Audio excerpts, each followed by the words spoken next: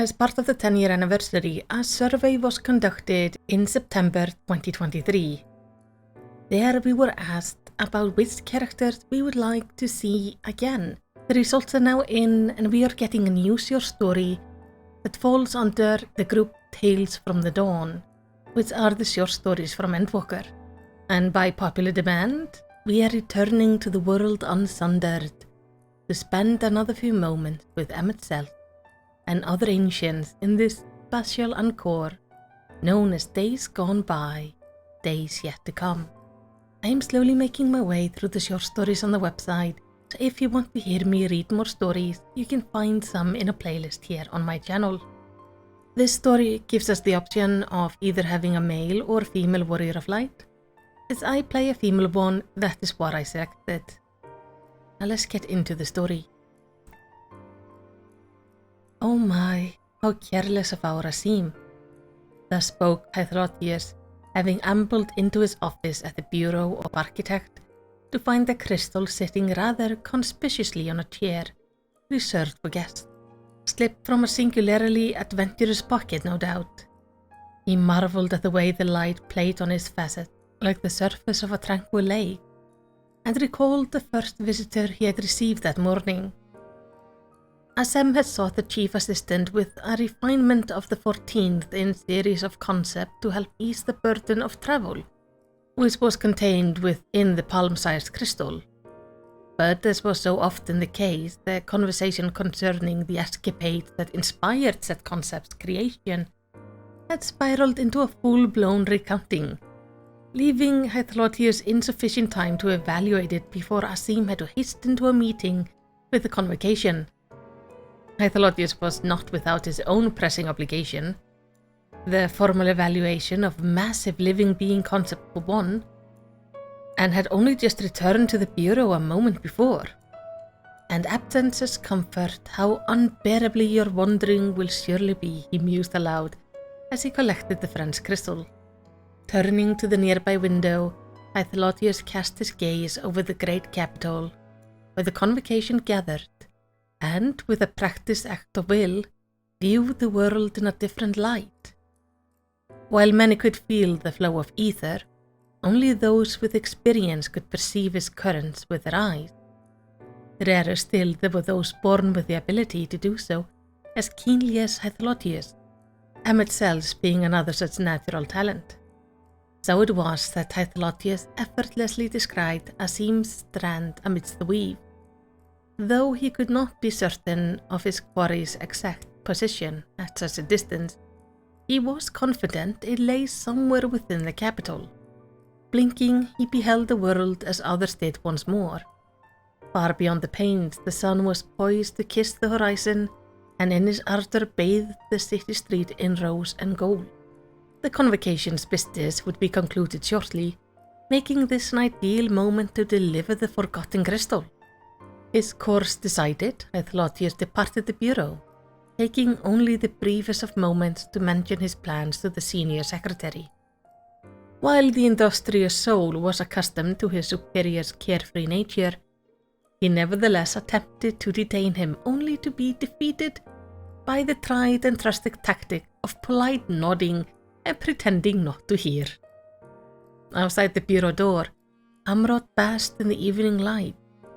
Never was a city more magnificent, from the humble street to the highest spires. Hythlotius's feet carried him up to the gentle rise, leading him up to the institution's grand doors, past which he spied two women he recognized, their cheerful banter a familiar duet. Mitron, Logriff, a pleasure as always. I gather the meeting is concluded. Well met, Hythlotius. It ended but a moment ago, yes? Replied Mitron, before flashing a knowing smile. I believe they're both inside. I am indeed a creature of habit.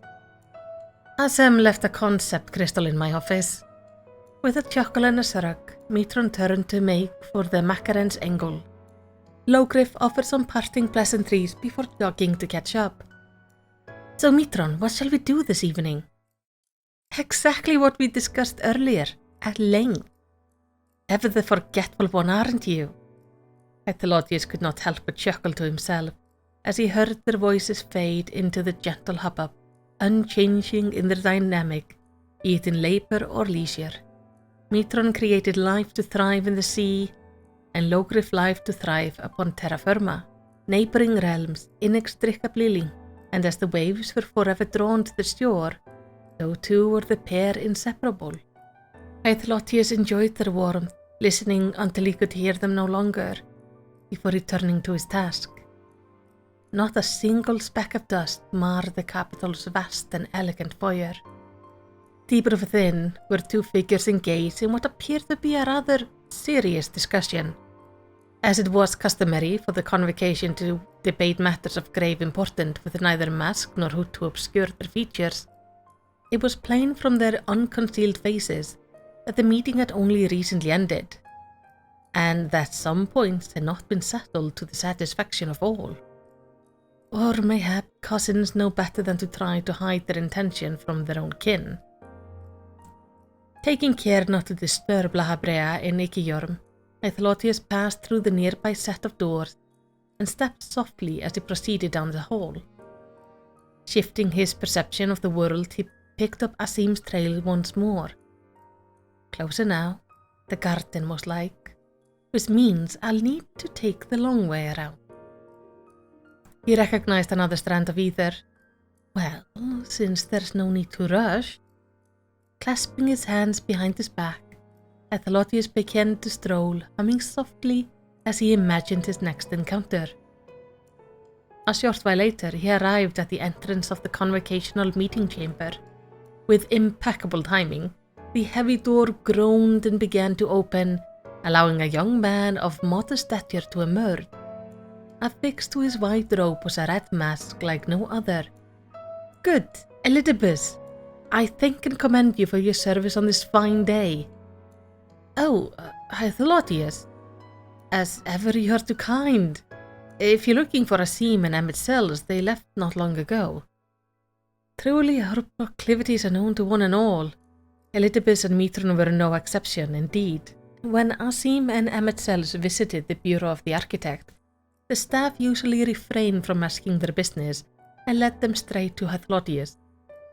Only the redoubled senior secretary and those not long in employment followed protocol to the letter. After informing Elidibus that he had already deduced Asim's location, Hythlotius' curiosity compelled him to ask about the cousins' earlier conversation. Were the matters brought before the convocation today particularly thorny? La Habrea and Ikiyorm seem to be at loggerheads. No, I would say that the situation is more or less resolved. However, it has been of great concern to La Habrea, contributing to his intermittent attendance of late. I expect Ikiyorm is merely worried for his well-being. I see. What I witnessed was not an argument but a scolding then. Even so, I cannot fathom what a dreadful crisis could warrant the constant attention of the esteemed La Habrea. Elidibus's pained expression came as a surprise. For one so brilliant to struggle to put his thoughts into words, it must be a delicate situation indeed. I confess, the danger is not inconsiderable, and there are aspects I have yet to fully comprehend. For a long moment they stood in silence, until Elidibus took a breath and stood a little straighter. But we've gained much from this episode too, and I knew friendship. A wisp of a smile played on his lips. Other blessings as well, descending from the heavens to aid us. A variable guiding star. There was a faraway look in his eyes, as if reflecting on a half-remembered dream. It sounds as if you have fond memories of the affair. Elidibus blinked. Yes, I believe I do. Yes, I believe I do, and I shall cherish them for as long as I live. Resolved to speak no further on the matter, Elidibus put up his hood and excused himself. Hythlotius thanked him for his time, and watched as the emissary strode away, regaining a little more of his composure with every step, until an altogether different man left the capital behind. Curious. With a small shake of the head, Aethelodius resumed his relaxed pursuit, sauntering toward the next bend. In that instant, a sable soul came barreling around the corner, and it was all Aethelodius could do to avoid a collision. Regaining his balance, he turned to ascertain the harried individual identity and found himself looking into a pair of jade eyes. "I'm so sorry. That was thoughtless and rude and inconsiderate of me." Our new Daniel, having known the man quite well prior to his recent appointment, Aethelodius still thought of him as Hermes. Like the other convocation members, he had neglected to raise his hood and don his mask following their meeting, and so his deathly pallor and the bags beneath his eyes were impossible to ignore. "No need to apologize, my friend. I'm quite unharmed. Yet, if I may be blunt, you look all but spent. Have you been neglecting your sleep?" I have responsibilities, things that must be understood, that I must understand." Vague though the reply was, Hermes' reluctance to meet his gaze spoke volumes. Burying himself in his work, just as Emmett Sells said. Such behavior was not unheard of for the man, but this episode was notable for its intensity and duration. Though perhaps that is to be expected. Aethelodius and Emmett Sells had been dispatched to Elpis to assess the then chief overseer's fitness for a seat on the convocation. But their visit had coincided with an accident. Seemingly without a warning, a collective of familiars into which Hermes had poured years of effort had grown unstable and spontaneously dissipated, producing a shockwave that in turn triggered the activation of a memory reconfigure system. In the aftermath, Aethelodius and Emmett Sells found they had no recollection of the period following their arrival into Elpis, while Hermes possessed only fragment with which he pieced together their circumstance. While undoubtedly inconvenient, Aethelodius had taken the episode in stride, and it soon became a topic for amusing anecdote among the staff. But not Hermes. "I killed her. Murdered her," he lamented. A passing strange sentiment Aethelodius had never heard anyone utter of a familiar, and as if he had been stripped of the wings he so often conferred upon his concept, he could never again bring himself to make another flying creation. Ever since embracing his duties as Daniel, Hermes had spent his every waking moment conducting observation and study of extant phenomenon. Far be it for me to deter you from your chosen pursuit, but might you consider taking a moment to rest? Or eat even?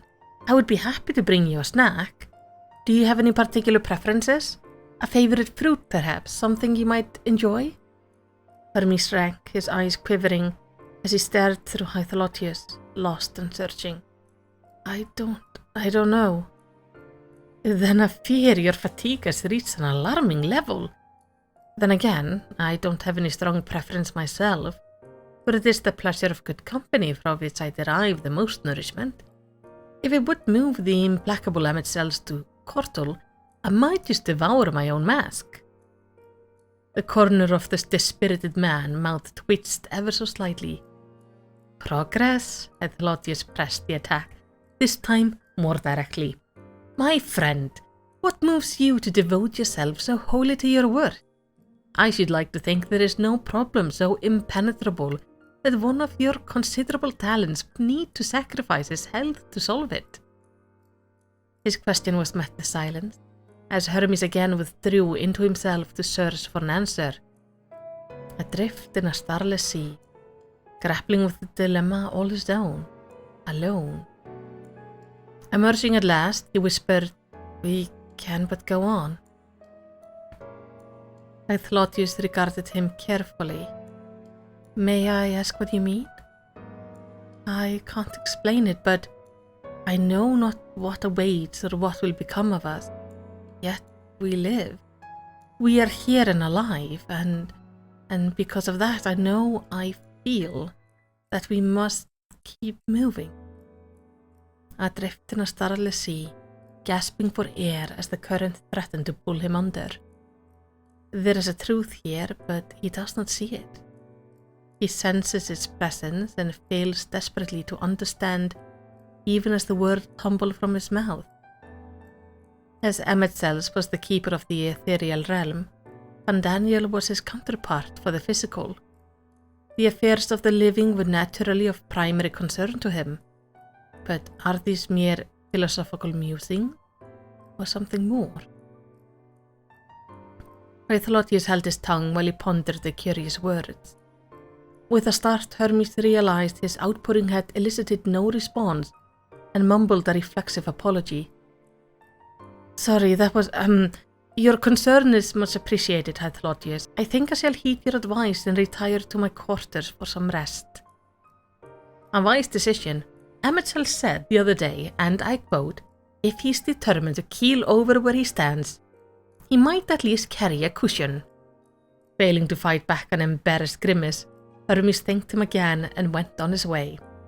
Though he appeared to slow his steps to mitigate the risk of crashing into unexpected passers-by, Hythlotius noted that he nevertheless brushed against the wall several times as he stumbled out of sight. May your nap be a long one. The hunt recommenced. Hythlotius walked on, drawing ever closer to the garden. Just to be certain, he adjusted his perspective once more. Ha! A seam thread and pure dancing in the air before his eyes. His pace quickened, and he strode into the garden. Much like the large space of the Anagnoresis, the humble sanctuary was plainly the beneficiary of constant care and affection. While surrounded by corridors, it offered an unobstructed view of the sky, meaning a traveler eager to get underway could call upon a familiar to carry them heavensward in a trice. I suppose I should not be surprised, as he was gone. A second familiar thread of ether terminated at a loitering Emetzel, who was craning his neck and gazing into the distance. In the privacy of his moment, his oft-furrowed brow was relaxed, and oft-downward lips threatened to curl into something disconcertingly genuine. I dare say your smile is never so sincere as when you see Asimov. No sooner had the word been spoken than the dour curtain fell. So precious and ephemeral, your unguarded expression. Save for that one exception, you are rarely to be seen without your customary scowl, unless there are fools to mock. I presume you did not seek me out solely to etch new lines upon my forehead. Sure enough, the skin above Emetzel's eyes was forming impressive canyons of annoyance. Hythlotius glided to his side and attempted to retrace the path of his earlier gaze. A heartbeat before it vanished, he managed to make out the shape of Asim. There was nothing left to see, yet he kept watching. It's a compliment. I found your smile quite charming, and only wish that you would grace us with it more often. Now who's mocking who? But I will admit I find these occasions rousing, invigorating even. To be present as our friend embarks on another journey with no destination and say, go forth and seek discovery, or some such. Yes, and?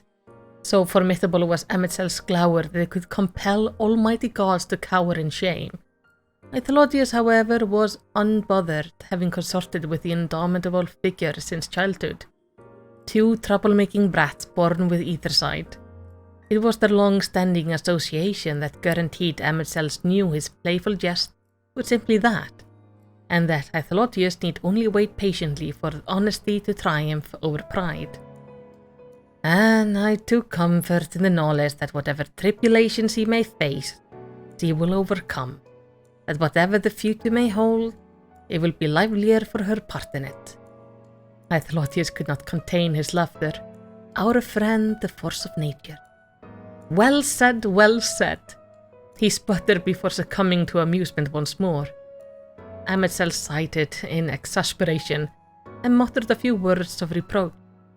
They were as leaves in the wind, a musical rustling that warmed the cockles of his heart. And now in that boundless sky where our friend sought infinite possibilities, I see only death. There were no land untouched by the final days.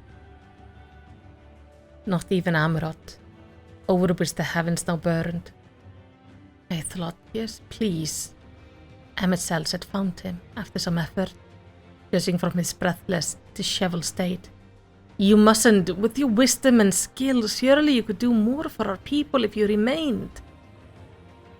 I was wise enough to recruit others who surpassed me in every respect. Enough will survive me to ensure our work can continue. It hadn't been a concerned voice on behalf of the Amirotines. Better to pretend otherwise, though. To forestall the final days, the will of the stars would be given shape and form. An offering of life unprecedented in scale would be required. The convocation themselves had called for willing participants, and so Emet-Sells was in no position to deny any the right to volunteer. He could but dance around the unspeakable request and clench his fist in frustration when refused. Hythlotius was not a fighter. It was the pragmatic choice to sacrifice himself, to be reduced to ether and serve as fuel for the great summoning. Hythlotius did not fear this. He understood death, and the terror which had come to grip many when it drew near. But that understanding only emboldened him to embrace it. Once he would have died to perpetuate the cycle. Now he would die to preserve a myriad lives that might yet be saved.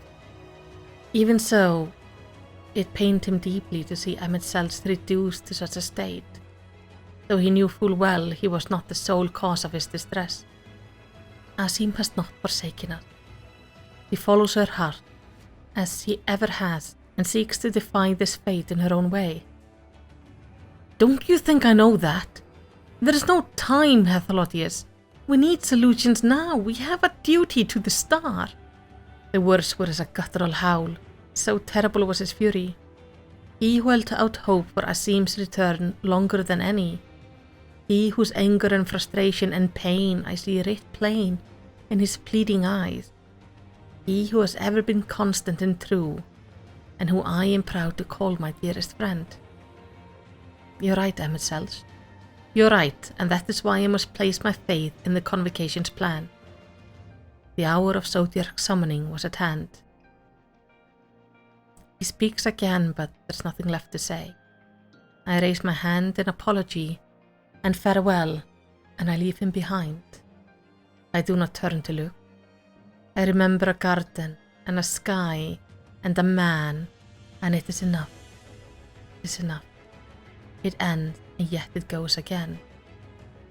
How capricious fate and tenacious Venat to see two souls at the edge of the universe, called to the stage once more. Thus did Hythlotius and Emet-Sells find themselves in the presence of the inheritor of Asim's legacy. Thus did mankind issue its answer to the question born on the wings of oblivion. And thus did we wield the power to create. Duty at last fulfilled, Emet-Sells took a bow, departing not with a hackneyed platitudes, but a challenge to the traveller, to go forth and seek discovery, adding with that the most precious and ephemeral of expressions, I certainly did. I remember a garden and a sky and a man, the excitement and expectation in his eye, the pride in his breast, the unwavering faith in his heart, the joy on his lips as he wished Asim well on her journey. Thus ends the encore. The player exit to take their place among the dead, and the living board their marble ship that they may be ferried back to where they belong. We surrender to the gentle current that calls us home. Long awaited, yet sudden and surprising still. From shimmering waters beyond the beyond, the multitude raise their voice in song. Welcome, welcome in unison, in celebration. The day is won. It ends and it goes on. Beside me his eyes are closed, his ears bend to the distant gaiety. In the privacy of his moment he smiles for all that we had and all that they will. I do not know the shape of his pain, nor how it shaped him into the man he became, but I know that when man first tasted loneliness and fear, bitterness and despair, he shared in their torment. And now, as we are all called to sleep, he beams. And I know it's because of you.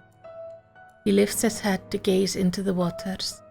He gives me a final grin and a kind word, and he closes his eyes. O star, to weary travelers are returning. We are thee, and thou art us. Flesh and soul, and memory to unravel and entwine with the flow, to weave anew and cast upon the shore one day. I imagine the day, and my pulse quickens, as does yours, does it not, Hades? Thus does life return to life, and beneath dreaming eyelids, our final fantasy goes on.